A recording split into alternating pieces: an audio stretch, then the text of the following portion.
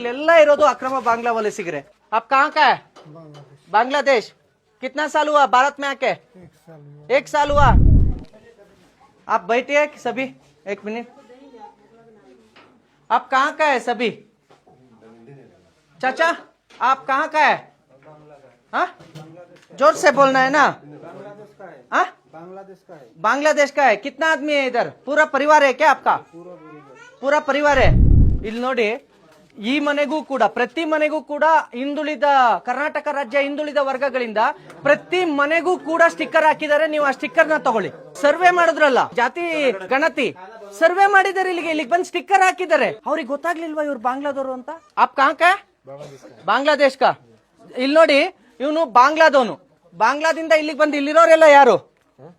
वो घर में है ना, वो कौन कौन है? पूरा हमारा आदमी बांग्लादेश का है। बांग्लादेश का कौन कौन है? पूरा फैमिली है क्या आपका? फैमिली है। ಇಲ್ಲಿ ನೋಡಿ ಸ್ನೇಹಿತರೆ, ಇದು ಇವಂದು ನಾಮ ಕ್ಯಾ ಆಪ್ಕಾ? ನಹೀಂ.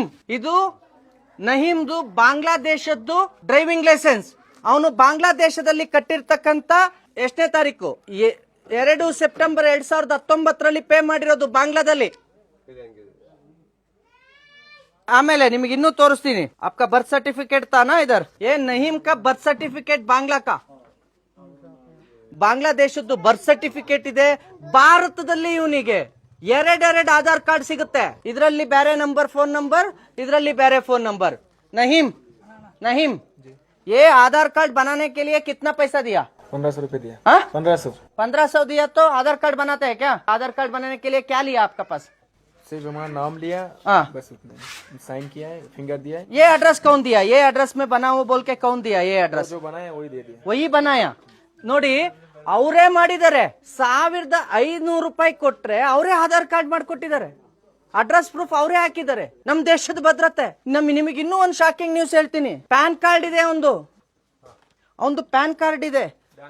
ಅಷ್ಟೇ ಅಲ್ಲ, ನಾನು ಇನ್ನೊಂದು ಹೇಳ್ತೀನಿ ನಿಮಗೆ ಶಾಕಿಂಗ್. ಅವನಿಗೆ ಬ್ಯಾಂಕ್ ಆಫ್ ಬರೋಡಾದಲ್ಲಿ ಖಾತೆ ಇದೆ,